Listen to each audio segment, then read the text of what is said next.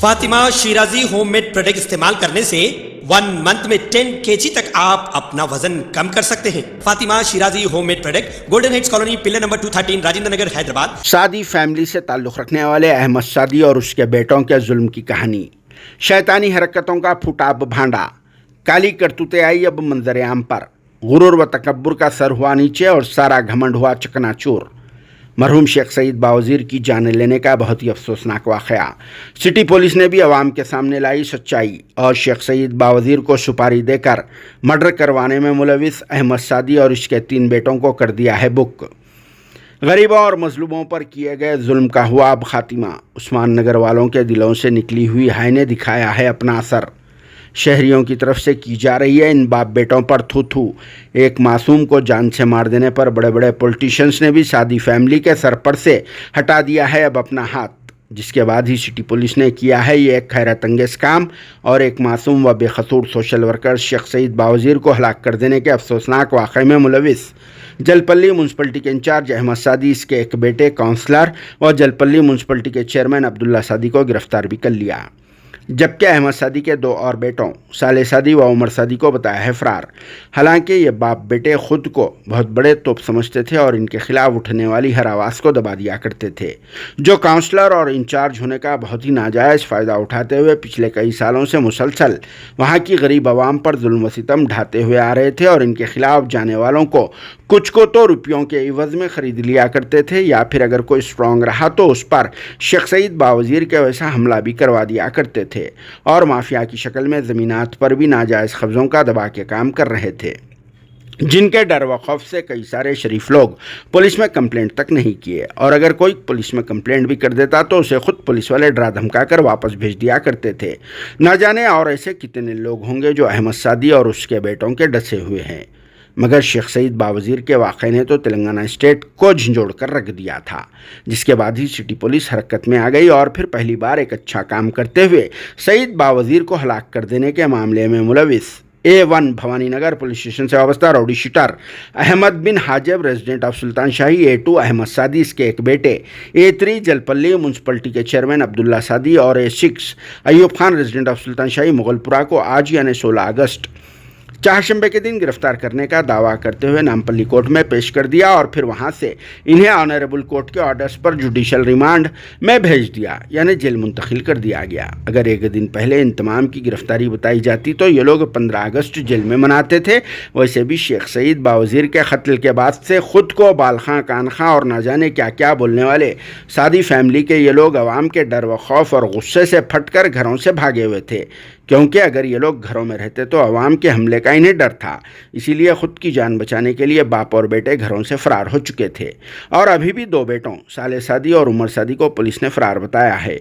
A4 और A5 होने की वजह से उमर सादी और साले सादी एंटीसिपेटरी बेल लेने की कोशिश करेंगे। Accused number 1 Ahmad bin हाजिब accused number 5 Umar सादी का रिश्तेदार होता है और इनके इस वहशियाना कार्रवाई पर बड़े बड़े लीडर्स में भी शदीद नाराज़गी पाई जा रही है, क्योंकि कोई भी जमात किसी को भी जान से मार देने की तरगीब नहीं देती।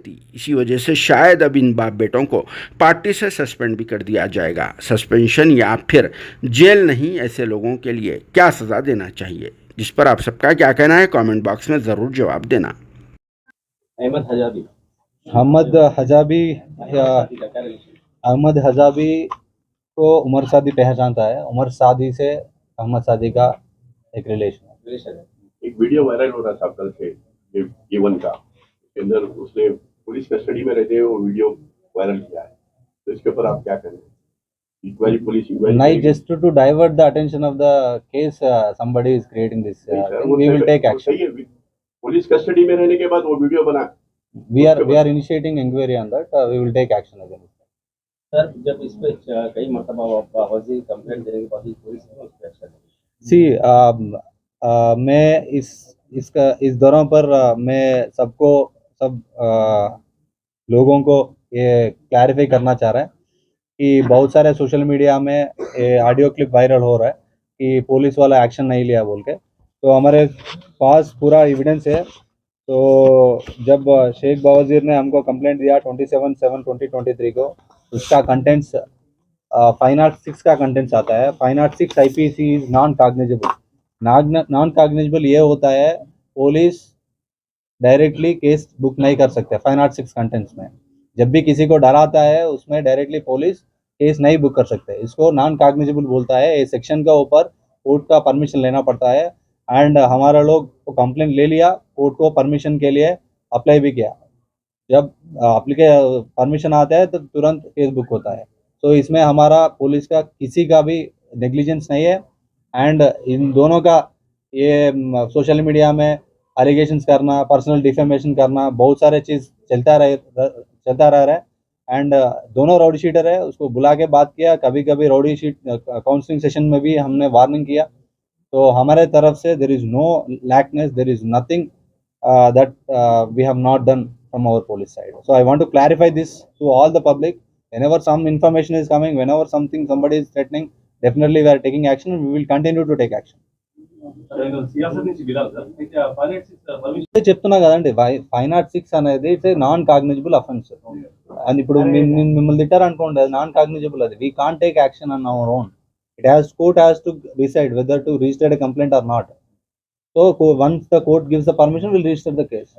ఇంకో వీడియో కూడా వైరల్ చేస్తారు పొలిటిషియన్ అపోజిట్ వచ్చేసి एक्शन తీసుకోవట్లేదని. बहुत सारे कई सारे वीडियोस है, डेली बहुत सारे लोग आके ऐसे वीडियोस बनाते हैं, बट जो जिसमें सब्सटेंस है उसमें जरूर हम एक्शन लेंगे.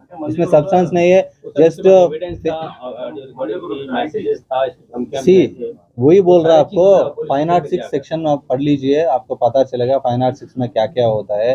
कितना भी इंटिमिडेशन करो वो फाइन आर्ट 6 से आता है. वो कानून में आईपीसी में इससे ज़्यादा सेक्शन नहीं है. And fine art 6 is a non-cognizable offense. We cannot take action on our own.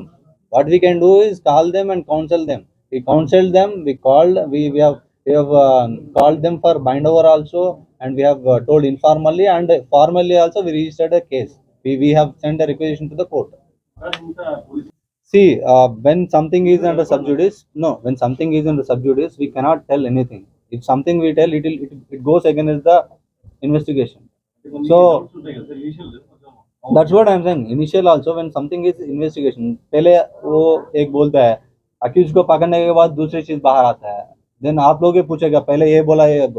See, we cannot, something happen directly, we cannot judge. It takes time to establish an evidence. It takes time to bring out the justice. It takes time to bring out the actual truth. Just like that, that's why we did not give any statements, we did not attend any calls, because we want to get proper evidence to fix anyone.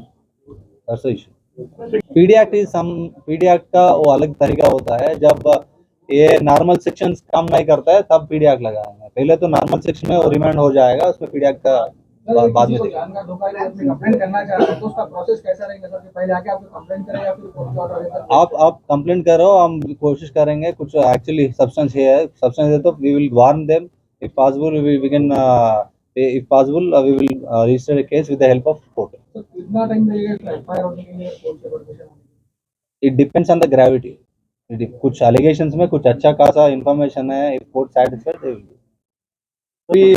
Ahmad bin Hazab is a rowdy shooter from main accused A1 from Bhavananagar police station, and the deceased is rowdy shooter in Chandranagota, and A2 Ahmad Sadi is rowdy shooter in Chandranagota. We have registered a case already. Fatima Shirazi homemade product इस्तेमाल करने से 1 month में 10 kg तक आप अपना वजन कम कर सकते हैं.